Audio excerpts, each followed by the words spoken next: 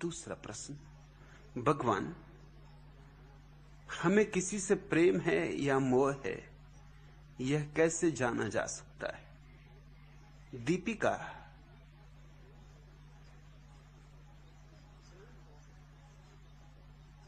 प्रेम हो तो प्रश्न उठेगा ही नहीं। प्रश्न उठता है तो मोह ही होगा।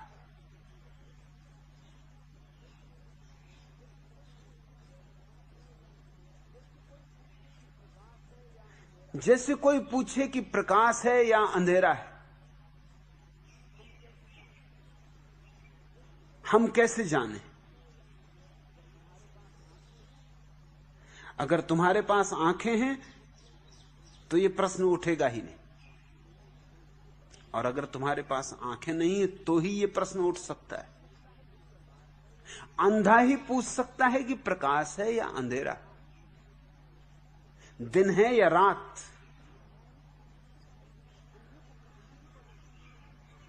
अंधे को पूछना ही पड़ेगा। अंधे के पास अपनी आंख नहीं है, उसे दूसरों की आंखों पर निर्भर रहना पड़ता है।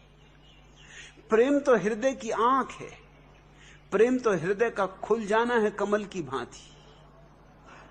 प्रेम का फूल खिलेगा और तुम्हें पता न चलेगा, यह असंभव, ऐसा कभी हुआ ही नहीं। ऐसा नियम नहीं है जीवन का। जब प्रेम का फूल खिलता है तो पता चलता ही चलता है, छिपाना भी चाहो तो नहीं छिपता। तुम्ही को पता नहीं चलेगा, औरों को भी, जिनको प्रेम की थोड़ी सी भी झलक मिली उनको भी पता चल जाएगा, क्योंकि उनको भी गंध लग जाएगी, उन तक भी तुम्हारी किरणें पहुंचने लगेंगी। जिनने प्रेम को जाना है वो भी तुम्हें देख के पहचान लेंगे कि इस व्यक्ति के जीवन में भी प्रेम जगा है, ज्योति जगी है, नूतन का आविर्भाव हुआ है। प्रेम क्रांति है, प्रेम मृत्यु है अहंकार की।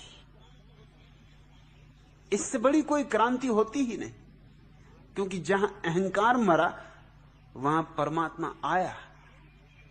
अहंकार ने जगह खाली की कि परमात्मा के आने के लिए अवकाश बना। प्रेम है प्रार्थना, प्रेम है परमात्मा। लेकिन प्रश्न उठता है, प्रश्न इसलिए उठता है कि जिसे हम जी रहे हैं वह प्रेम नहीं है, मोह। मोह अंधा है, प्रेम के पास आंख होती। जो लोग कहते हैं कि प्रेम अंधा होता है, गलत कहते। प्रेम ही बस अंधा नहीं होता, और सब अंधा होता है। लेकिन उनका कहना भी ठीक है। वो जब प्रेम कहते हैं तो उनका मतलब मोह से होता है, क्योंकि उनका अनुभव भी मोह का है, प्रेम का अनुभव नहीं। वे मोह के लिए अंधा कहना चाहते हैं, प्रेम को अंधा कह रहे हैं।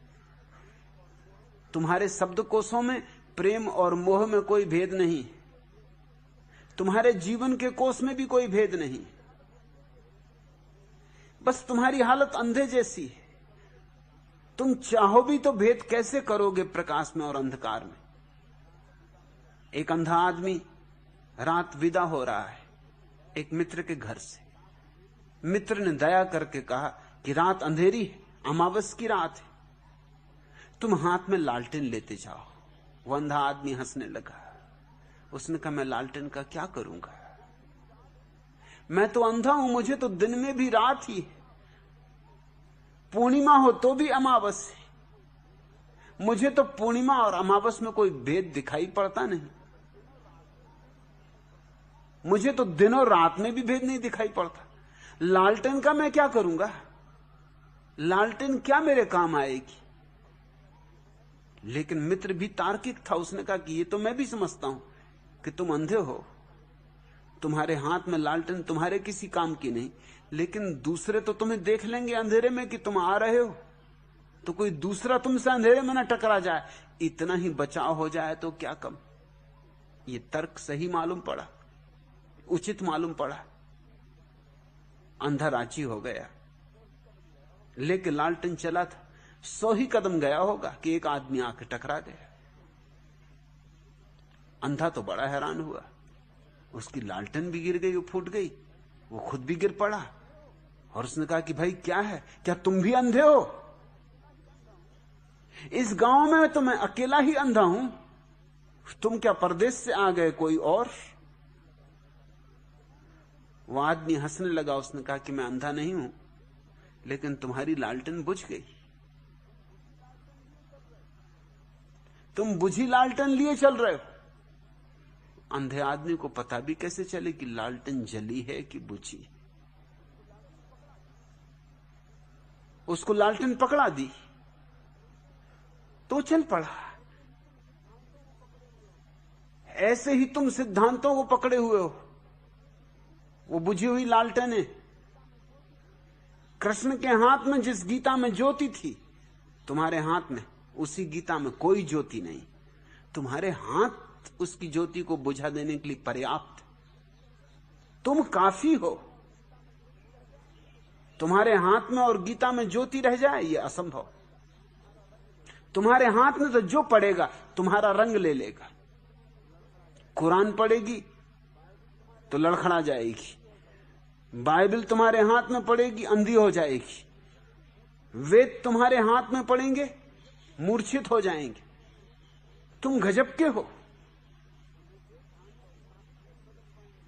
तुम्हें सिद्धांत और शास्त्र नहीं बदल पाएंगे, तुम सिद्धांत और शास्त्रों को बदल दोगे।